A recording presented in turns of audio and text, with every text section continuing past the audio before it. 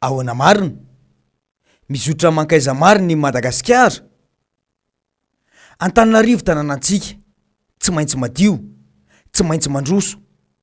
Io no teny nataon'ny fitondrana amin'izao nandritra ny fampelezan-kevitra ny 4 ny volana Desambra 2024. Tsy maintsy madio Antananarivo ary mandray andraikitra amin'izany ny fanjakana Vohibe hoy ny filoham-pirenena. Tanàna madio,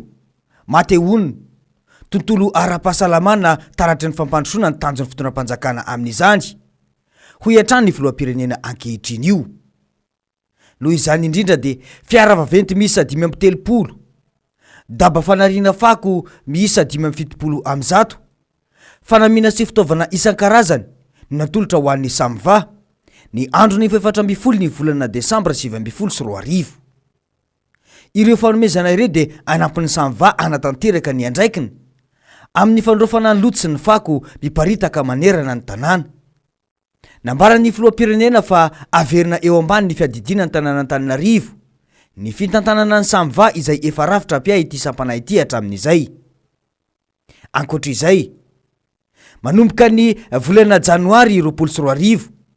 dia isy ireo fotodrafitrasa fidiovana sy fivoahana manara-penitra maro ho atsangana manerana ireo firaisana rehetra eto Antananarivo renivohitra. Eritaona katroka izao. Ity no fitarainan'ny vahoaka momba ny fako eto Antananarivo. Tapabolana teo izay no tsy nisy nakaitsony ity fako be misavovona eto amin'ny fokotany sy anoso zato atsananana ity. Ankoatra ny fofona maimbo sy ny endrika ratsy aterany dia efa manomboka manapakalalana ihany koa ity fako ity. Zara raha misy andehanan'ny fiara satria tena sasa manila ny arabe no tototry ny fako.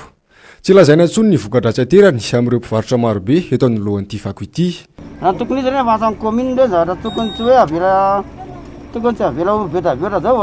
asorina raha izy tsy hotely kame hoe na efatra kame hoe fako be io. Io zao fantariny nalala mitsofoka ao aminay eo zao la sahirana be na mitsofoka ame lasa mipatinazy be le tôbila am'le fiam-fako be daholo le izy misy mijery mihitsy hatreto aloha sady tsy eo ihany misy aneo fa ny aloha misy daholo amin'ny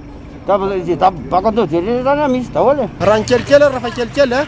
ity tsy tiara be ty jerako metsiny tomobile satria condamné ny fako ty ny tsisy pakale izy. Ny mpivarotra rehetrarehetra zany angalana ticket mandopatanty rehetrarehetra zany mbola tsisy nantavolo re mpivarotra reo ray tokony zany tokony tsisy fako mevosa be ohatr'izao zany raha ny tena izy fa tokony adio foana le tanàna fa manjary vomafy kosa le olona hoe misy mivarotra zany sakafo masaka ety misy ny rehetrarehetra nefa ny lasitra daholo no mameno azy ka le olona zany tokony sitraka zany zay vola alohany amin'ny commune zay mihitsy zany tokony sitraka le olona fa tsy tokony ajadiny ny fako be ohatr'izao mihitsy. Sahala amin'izay ihany koa ity fako be etsy amin'ny fokotanina tsy adana ity. Zao foana zany ny ainana eto hoe io ary matetika atranan'ny arabe mihitsy dia zay zao manao sakafo masaka dia lasa misy fiantraikany be amin'le client anay le izy. Misy ary ny olona misakafo dia lasa ajanony eo satria tonga be aty aminay le fofona na ny lalitra ohatr'izany dia mba manao antsoavy aminareo tompona andraikitra zay miandraikitra an'le izy zany zay e. Fiantraikany aloha dia tsy maintsy manao an'izao zao zay fa le lalitra dia feno maka fako ry zareo dia vetivety indray andro dia ny atsasany ataony ny atsasany eo dia miverina amin'ny taloha ihany le zorodira avy eo dia amin'le voamaraina be iny zay mako avy amin'ny makanosy be biby be dia be no hitanao hitsahanao eo amin'ny maraina le olotra reny. Tsara trano ny manamarika fa efa miantrana amin'ny larana voalohany mantra indrindra maneran-tany i Madagasikara amin'izao fotoana izao. Ny volana Novambra 2024 teo dia larana voalohany maloto indrindra aty Afrika i Madagasikara raha toka larana fahatelo maneran-tany amin'ny loto sy ny fako. Ny tsikaritra dia tsy nisy akory ilay fahavononan'ny filoham-pirenena sy ny ekipany amahana ny olana atrehan'ny vahoaka malagasy no lazaina tany am-boalohany io. Fantrana lalina izay tsy mbola nisy tao anatin'ny 80 taona no atrehan'ny vahoaka amin'izao. Ny vahoaka malagasy no miatra sy miady amin'ny vidim-bary izay tsy mety midina hatramin'izao. Fa ny mpitondra na dia ao anatin'ny amiana ara-pahasalamana sy ny fahasahiranana aza ny firenena mbola nahavidy fiara kadiaka izay isan'ny fiara raitra indrindra maneran-tany. Fa inona marina no tanjon'ny mpitondra? aindehibe ny fiaram-pirenena ny teti-bolam-panjakana kanefa na ny lalàna mamaritra izany aza tsy arahan'ny fanjakana ary raha nita dia natao mihitsy ny fomba tsy hahafany ireo solombavam-bahoaka ny mpanohitra mahita ny antsipriany ny fandaniam-bola sy ny maizimaizina ataon'ny fahefana mpanatanteraka amin'ny teti-bolam-panjakana io hoy mantsy ny solombavam-bahoaka hoe ny article 89 dia mametraka tsara hoe tsy hoe 10 andro ao arinany nametrahana ile volavolan-dalàna eo amin'ny antemera-pirenena zay vao afaka mandeha miditra amin'ny fifidianana n'le lalàna 3 andro sy tapany no namakina n'le tome anankiroa boky be anankitelo na dia robot ara tsy manana fotoana hijerevana an'izany na dia spécialiste sy olona tena faran'izay kinga saina ary tsy hanana fotoana hijerevana an'izany lalàna zany zany hoe natao fananina mihitsy n'le izy tsy mifanaraka amin'ny réalité ny ao anatiny io teti-bolam-panjakana io hafa ny zavatra tenena hafa ny zavatra ao anatin'io teti-bolam-panjakana io ny teti-bola zay hiatrehana le lazaina mpanao relance économique dia tsy ahafahana manao an'izany relance économique zany tsy ahafahana manampy ny mpandrarà tsy ahafahana manampy ny vahoaka zay tafiditra ao anatin'ny fahasairana tanteraka mazava ny voalaza teo tsy mifandraika velively amin'ny filan'ny vahoaka malagasy ao anatin'izao fahasahiranana izao ny teti-bolam-panjakana 1 izany ve no nahatonga ny ministry ny vola raha ny vahiny tao amin'ny fahitalavim-panjakana izy nolazaina fa tsy volam-piangonana akory io volam-panjakana io ka afaka hojeren'ny vahoaka malagasy ny fandaniana sy ny fandaminana azy ny volam-panjakana dia volam-bahoaka ary zo ny vahoaka no mahafantatra ny fomba fandaniana ny volany ity no teny nataon'ny filohan'ny repoblika nandritra ny fampelezan-keviny tsy hirana volany ivelany itsony isika fa itsika indray ary mety apindrana ny komoro sy ny manodidina rehefa tonga amin'ny fitondrana andro rajoelona izany no teny nataon'ny filoham-pirenena ankehitriny io tsy hindram-bola intsony i madagasikara fa ampindrana nosy rahavavy indray aza raha tsy haivina ihany koa dia ny filoham-pirenena ankehitriny io ihany koa no nilaza fa tsy azo heverina ny fiankinan-doha amin'ireo mpamatsy vola mahazatra toy ny FMI sy ny banky mondialy ary ny BAD ity no zava-misy ro taona nandraisany ny fitantanana ny firenena $700 io indray ny vola indra amin'ny fitondram-panjakana malagasy any amin'ny banky iraisam-pirenena ho fanatanterahana ilay digitalisation nambaran'ny filohan'ny repoblika ny volana aogositra lasa teo ao anatin'izao krizy ara-toekarena sy krizy ara-tsosialy izao indrindra no samy indram-bola be toy izao any amin'ny mpamatsy vola ny fitondram-panjakana malagasy tena lara-pahamehana ho an'ny malagasy anatin'ny krizy lalina ve izany digitalisation izany hitako hoe any amin'ny présidence no tena miketrika mampandeha an'izany a projet izany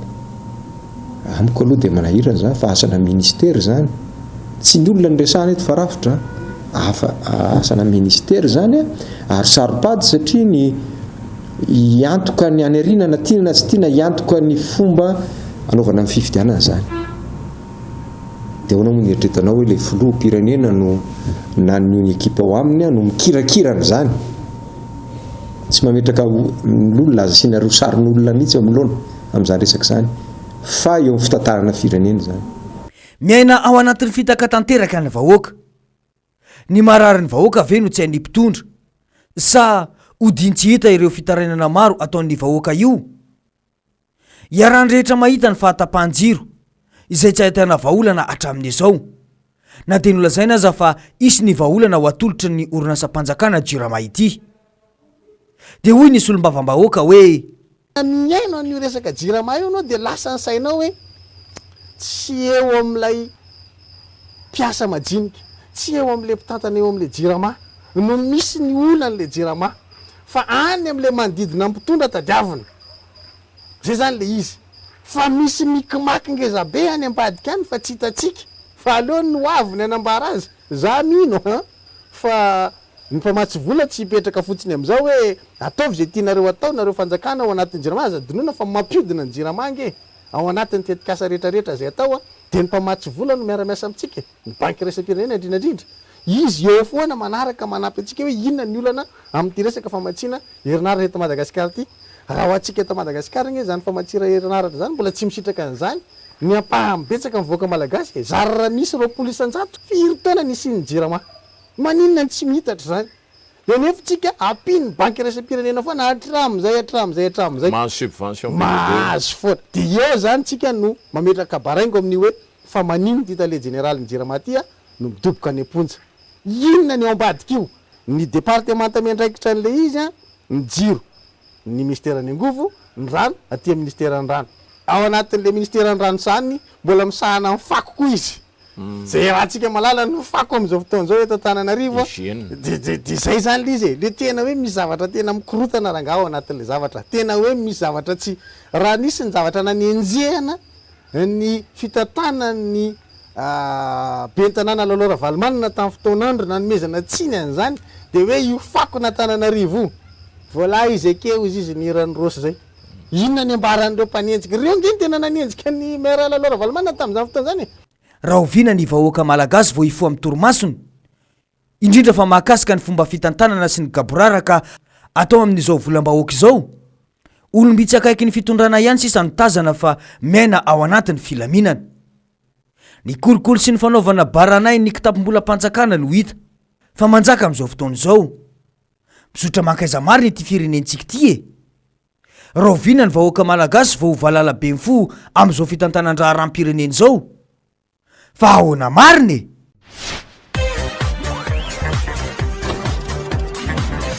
ahoana mariny